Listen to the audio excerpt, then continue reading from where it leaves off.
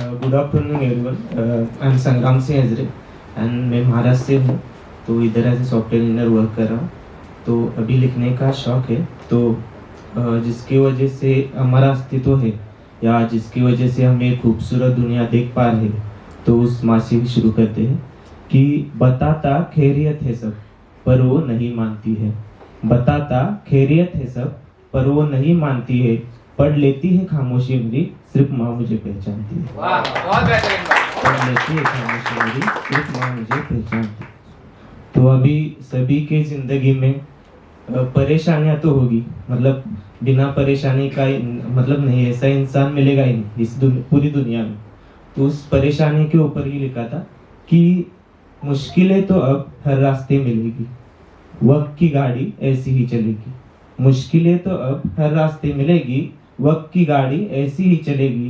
कितने भी परेशानियां भेज ए जिंदगी, इस चेहरे पे मुस्कुराहट कायम रहेगी। इस चेहरे पे मुस्कुराहट कायम रहेगी।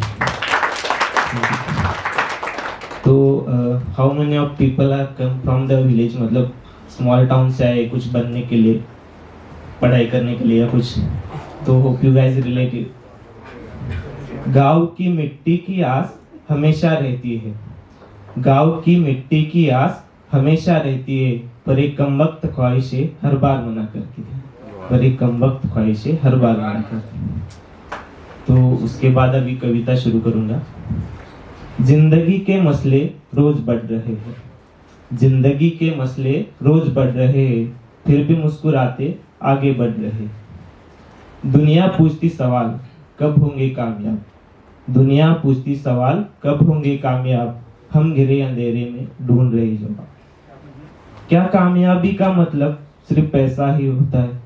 क्या कामयाबी का मतलब सिर्फ पैसा ही होता है? फिर महलों में सब होके इंसान क्यों रोता है? वाह वाह वाह, बहुत बढ़िया। प्रेम करुणा शांति सब पीछे पड़ रहे, प्रेम करुणा शांति सब पीछे पड़ रहे हैं, घृणा मत्सर द्वेष क्यों आगे बढ़ रहे हैं? क्या भूल रहे हैं हम हमारी संस्कृति के विचार? क्या भूल रहे हैं हम हमारी संस्कृति के विचार? मंदिर तो जाते सब पर पाश्चिमात्य क्यों आचार? मंदिर तो जाते सब पर पाश्चिमात्य क्यों आचार? इन सब सवालों के जवाबों से हूँ अनजान, इन सब सवालों के जवाबों से हूँ अनजान।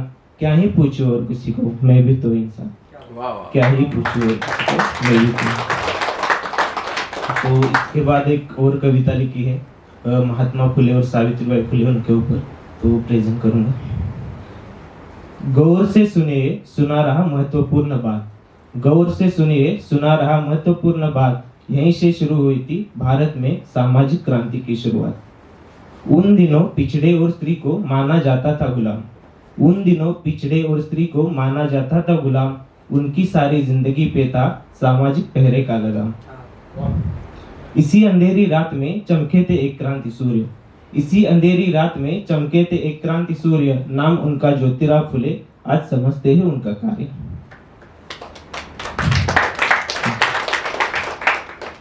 उन दिनों लड़की को नहीं था शिक्षा का अधिकार, उन दिनों लड़की को नहीं था शिक्षा का अधिकार। भारत की पहली स्त्री शाला खुली और खुले सपनों के द्वार, भारत की स्त्री शाला खुली और खुली सपनों के द्वार। पत्नी सावित्रीबाई फुले को पहले खुद से उन्होंने पढ़ाया, पत्नी सावित्रीबाई फुले को पहले खुद से उन्होंने पढ़ाया। स्त्री पुरुष समानता का विचार खुद के घर से आगे बढ़ाया।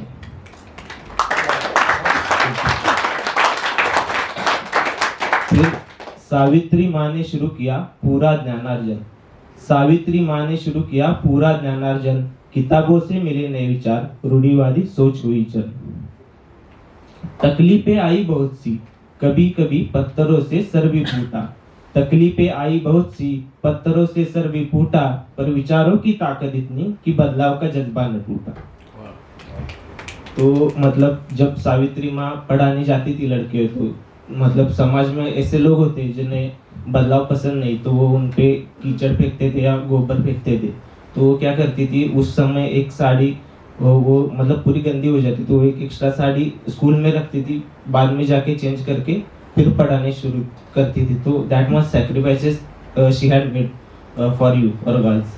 तो इन दो महान इंसानों के त्याग समर्पण का यह परिणाम, इन दो महान इंसानों के त्याग समर्पण का यह परिणाम, स्त्री बनी आत्मनिर्भर सक्षम, खूब तरक्की कर भरी उड़ा। क्रांतिबा और साउमाई, नमन मेरा इन दोनों को। क्रांतिबा और साउमाई, नमन मेरा इन दोनों को। तोड़कर श्रृंखला गुलामी की, समानता सिखाई देश को, समानता सिखाई देश को। That's my time. ये पिक्चर